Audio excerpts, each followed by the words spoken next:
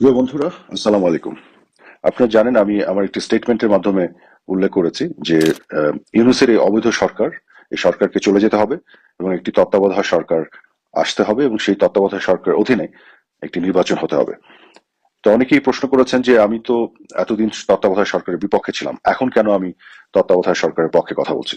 তো একই প্রশ্ন আমি তাদেরকেও করতে পারি যে আপনারা যারা এতদিন এই তত্ত্বাবধায়ক সরকারের পক্ষে এত কথা বলেছেন, আমাদেরকে বিভিন্নভাবে দোষারোপ করেছেন, আপনারা কেন আজকে তত্ত্বাবধায়ক সরকারের বিপক্ষে কথা বলছেন। সো এইভাবে পাল্টাপাল্টি প্রশ্ন করে আসলে লাভ নাই, তাহলে আমরা কোনো সমাধানে যেতে পারবো না। কিন্তু আমি কেন তত্ত্বাবধায়ক সরকার চেয়েছি সেটার পক্ষে আমার ব্যাখ্যাটি আমি দিই। আমরা যখন তত্ত্বাবধায়ক সরকার বাতিল করেছিলাম 2011 সালে আওয়ামী লীগ সরকারের অধীনে, তখন একটা নির্বাচিত সংসদ, সংসদীয় গণতান্ত্রিক এবং সাংবিধানিক প্রক্রিয়ার মাধ্যমে সেটি বাতিল হয়েছিল এবং যেহেতু সেটি সংবিধান থেকে চলে গিয়েছিল, যার ফলে আমরা দলীয় সরকারের অধীনে নির্বাচনগুলি করেছিলাম। কিন্তু আজকে কিন্তু তত্ত্বাবধায়ক সরকারের সেই বিধানটি আবার ফিরিয়ে আনা হয়েছে। আপনারা জানেন যে আমাদের সরকারের সময় তত্ত্বাবধায়ক সরকার ব্যবস্থা বাতিল করে সংবিধানে যে পঞ্চদশ সংশোধনী আনা হয়েছিল সেটিকে কিন্তু বাতিল করেছে হাইকোর্টের একটি বেঞ্চ। এবং হাইকোর্টের এই বেঞ্চটি বাতিল করার ফলে এই মুহূর্তে সংবিধানে কিন্তু আবার নির্বাচনকালীন তত্ত্বাবধায়ক সরকার ব্যবস্থা ফিরে এসেছে। কাজে আমরা যখন তত্ত্বাবধায়ক সরকারের বিপক্ষে কথা বলেছি, সেটা বলেছি তত্ত্বাবধায়ক সরকার সাংবিধানিক প্রক্রিয়ায় নির্বাচিত সংসদের মাধ্যমে বাতিল করার পরে, এবং তখন আমাদের একটা জাস্টিফিকেশন ছিল একটা নির্বাচিত সরকার আছে দেশে, তার অধীনে নির্বাচন হবে, আমরা তত্ত্বাবধায়ক সরকার আর ফিরে যেতে চাই না, কারণ এত ব্যাখ্যা আমি এখন যেতে চাই না, আমরা সবসময় সেই ব্যাখ্যাগুলো দিয়েছি। কিন্তু বর্তমানে কিন্তু দেশে কোনো নির্বাচিত সরকার নেই, একটা অবৈধ সরকার আছে। এক। দুই হচ্ছে যে হাইকোর্টের একটি রুলের মাধ্যমে তত্ত্বাবধায়ক সরকারটি আবার ফিরে এসেছে এখন সংবিধানে। অনেকে হয়তো বলবেন, অনেক আইনজীবীরা বলছেন যে না, তত্ত্বাবধায়ক সরকারের ক্ষেত্রে এই বিধানটি বাতিল করে অ্যাপেলেট ডিভিশনের একটা রায় ছিল 2011 সালের 10ই মে। কাজেই অ্যাপেলেট ডিভিশনে এই রায়টি যেহেতু এটাকে বাতিল করে দিয়েছে, কাজেই তত্ত্বাবধায়ক সরকারটি এখনো সংবিধানে ফিরে আসেনি। পঞ্চদশ সংশোধনীর সেই আহ, বিষয়গুলি বাতিল করা হলেও এটি ফিরে আসেনি। কিন্তু আমার বক্তব্য এখানে একটু ভিন্ন, সেটি হচ্ছে যে অ্যাপেলেট ডিভিশনের যে রায়টি আছে, তত্ত্বাবধায়ক সরকারের ব্যবস্থা বাতিল করে যে রায়টি দিয়েছিল, সেই রায়ের উপরে কিন্তু একটা রিভিউ পিটিশন করা আছে এবং সেই রিভিউ পিটিশন কিন্তু শুনানির অপেক্ষা আছে, অর্থাৎ এটি কিন্তু সাবজুডিস, এটা কিন্তু নিষ্পন্ন নয়, নিষ্পত্তি হয়নি। কাজে এটা যখন নিষ্পত্তি হবে তখন দুটো হতে পারে, অ্যাপেলেট ডিভিশনের রায়টি আপহোল্ড হতে পারে, অর্থাৎ তত্ত্বাবধায়ক সরকার চলে গেল, অথবা রিভিউ পিটিশনে আবেদনকারী যারা, তাদের পক্ষে সিদ্ধান্ত চলে আসতে পারে, সেক্ষেত্রে তত্ত্বাবধায়ক সরকার আবার অ্যাপেলেট ডিভিশনের রায়ের রিভিউ এর ক্ষেত্রেও ফিরে চলে আসলো। কিন্তু এখন পর্যন্ত সেটি নিষ্পত্তি হওয়ার আগ পর্যন্ত হাইকোর্ট বেঞ্চের যে রুলটি এসছে, তার ফলে তত্ত্বাবধায়ক সরকার এই মুহূর্তে সংবিধানে আছে। যেহেতু এটি এই মুহূর্তে সংবিধানে আছে, সেই কারণে আমি তত্ত্বাবধায়ক সরকারের অধীনে নির্বাচন চেয়েছি। এবং যেহেতু এই মুহূর্তে একটি নির্বাচিত সরকার নেই এবং একটি অবৈধ সরকার আছে, কাজে সেই ক্ষেত্রে আমি তত্ত্বাবধায়ক সরকারের অধীনে নির্বাচন চেয়েছি। কিন্তু আমার প্রশ্ন হচ্ছে, আপনারা যারা এতদিন গলা ফাটিয়েছেন, ফেনা তুলে ফেলেছেন মুখে তত্ত্বাবধায়ক সরকার, নির্দলীয় তত্ত্বাবধায়ক সরকার বলে, তাদের আজকে এত সমস্যা হচ্ছে কেন? আপনারা তো আমার সাথে সুর মিলে নির্দলীয় নিরপেক্ষ তত্ত্বাবধায়ক সরকার চাওয়া উচিত, এতদিন ধরে চেয়েছেন, এখন কেন চাচ্ছেন না? আপনারা কেন আপনাদের পজিশন বদলে ফেললেন? তো আমার কথা হলো যে আমরা যদি পাল্টাপাল্টি করতে থাকি তাহলে আমরা কোনো সমাধানে যাব না।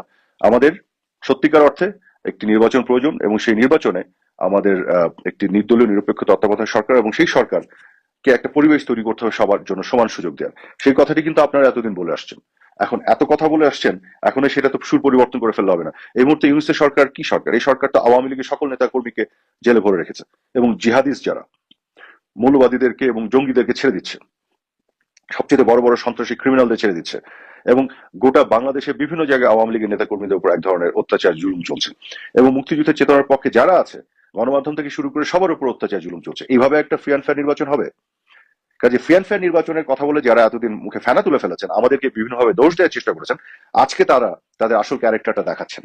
এখানে আমরা বুঝে যাচ্ছি যে আসলে আপনারা গণতন্ত্রের পক্ষে আপনাদের অঙ্গীকার বা কমিটমেন্ট আসলে কতটুকু ছিল আর কতটুকু মুখে মুখে বলতেন। তো এখন আমি যেটা মনে করি, এই সবকিছু বাদ দিয়ে আমাদের একটা সত্যিকার অর্থে একটা এগ্রিমেন্টে যেতে হবে। সেই এগ্রিমেন্টটা হচ্ছে জনগণের জায়গা থেকে সত্যিকার অর্থে যাতে জনগণ ভোট দিয়ে একটি সংসদ নির্বাচন করতে পারে, সেই নির্বাচনের ব্যবস্থা করা, এবং সেটি এই নির্বাচন শুধু নয়, অনাগত কালে যত নির্বাচন হবে সকল নির্বাচন যেন সব ধরনের বিতর্ক ঊর্ধ্বে থেকে হতে পারে, এরকম একটি এগ্রিমেন্টে আমাদের আসলে পৌঁছানো দরকার। গত 15.5 বছরে আমাদের বিভিন্ন বিষয় নিয়ে আপনারা অনেক বিতর্ক তুলতে পারবেন, সেই বিতর্ককে জাস্টিফাই করার জন্য আমি তার আগের কথা বলতে পারবো। তার আগের কথা বললে আপনারা আরো আগের কথা বলতে পারবেন, কারণ এই বিতর্কের মধ্যে যদি আমরা জড়িয়ে যাই, সেখান থেকে বের হওয়া খুব দুরূহ। আমি মনে করি আগামী দিনের জন্য আমাদের সামনের দিকে দেখা উচিত এবং একটা সুষ্ঠু সমাধানে আসা উচিত। এবং আরেকটি কারণে তত্ত্বাবধায়ক সরকার দরকার, শুধুমাত্র এই জন্য নয় যে ইউনূসের সরকার একটা অবৈধ সরকার। ইউনূসের এই সরকারের সাথে এই ছাত্র সংগঠন যেটি বৈষম্য বিরোধী ছাত্র আন্দোলনের যে ছাত্র সংগঠন তারা যুক্ত, এবং তারাই নাকি ইউনূসকে নিয়োগ দিয়েছে। এবং এরা আবার নিজেরাও একটি দল গঠন করছে যাদেরকে কিংস পার্টি বলা হচ্ছে, এবং দল গঠন করে তারাও নাকি নির্বাচনে পার্টিসিপেট করবে। তাহলে এই সরকার কিন্তু আর নির্দলীয় সরকার থাকলো না, অবৈধ তো বটেই, এটা আবার দলীয় সরকারও হয়ে গেল। তাহলে আপনারা যারা নির্দলীয় নিরপেক্ষ সরকারের অধীনে এতদিন তত্ত্বাবধায়ক সরকারের অধীনে নির্বাচন চেয়েছেন, এই দাবি তো আপনাদেরই তোলা উচিত সবার আগে। কাজে আমাকে প্রশ্ন না করে যে আপনি এতদিন এটা বিরোধিতা করেছেন এখন কেন চাচ্ছেন, আপনি নিজেও চান, কারণ আপনি তো এতদিন চেয়েছেন, আপনি কেন এখন এটা বিরোধিতা করছেন? কাজে এই প্রশ্ন তুলেন না। আমার ব্যাখ্যা আছে আমার কাছে। আমরা তত্ত্বাবধায়ক সরকার বাতিল করেছিলাম, এবং বাতিল করার পরে যখন এটি সংবিধানে ছিল না, তারপর থেকে আমরা তত্ত্বাবধায়কের সরকারের বিরোধিতা করেছি। বাট এই মুহূর্তে তত্ত্বাবধায়ক সরকার সংবিধানে আছে, কাজেই এখন আমরা তত্ত্বাবধায়ক সরকার চাচ্ছি। এছাড়াও আমাদের সময় আমরা ছিলাম নির্বাচিত সরকার, সেই নির্বাচিত সরকারের অধীনে নির্বাচন, তত্ত্বাবধায়ক সরকার বাদ দিয়ে। আর এখন যে সরকার আছে এটা তো নির্বাচিত না, তো অবৈধ সরকার, অসাংবিধানিক সরকার। কাজে এখন তো আরো জরুরি হয়ে পড়েছে কেন একটি তত্ত্বাবধায়ক সরকার আসা দরকার, কারণ তত্ত্বাবধায়ক সরকারটি কিন্তু এখন আবার একটি সাংবিধানিক সরকার হবে, কারণ সংবিধানে সেই বিধানটি আবার চলে এসেছে বলে। আশা করি আমি এই বিষয়টি বোঝাতে সক্ষম হয়েছি। কাজে এই ধরনের বিতর্কে আসেন না। Don't come back and ask me আপনি তো বিরোধিতা করেছেন, এখন কেন আপনি চাচ্ছেন? ভাই আপনি এতদিন চেয়েছেন, আপনি কেন বিরোধিতা করছেন এখন? So you are also having a hypocritical position there. Okay, I am not, because আমি এখানে সংবিধান অনুযায়ী কথা বলছি, সংবিধানের ভিত্তিতে আমি এগোতে চাচ্ছি, এবং একটা অসাংবিধানিক অবৈধ সরকারের বিপক্ষে একটা সুষ্ঠু নির্বাচন, যে নির্বাচনের কথা বলে আপনারা এতদিন মুখে ফেনা তুলে ফেলেছেন, জনগণের ভোটাধিকারের কথা বলে মুখে ফেনা তুলে ফেলেছেন, তাহলে আজকে কেন দ্বিমত হচ্ছে? জনগণের ভোটাধিকারের কথাই তো বলছি। আমরা তো বলছি না যে আমরা আবার নির্বাচনের মাধ্যমে ক্ষমতায় যেতে। আমরা বলছি জনগণ ভোটাধিকার প্রয়োগ করুক, সংসদ নির্বাচিত হোক, সেই সংসদে যারা সংখ্যাগরিষ্ঠ তারা সংসদে সংখ্যাগরিষ্ঠ আসন নিয়ে সরকার গঠন করবে, যারা সংখ্যাগরিষ্ঠ নয় তারা বিরোধী দলে থাকবে, জনগণের ম্যান্ডেট নিয়ে যে সংসদ, সেই সংসদ সংস্কারগুলো করবে।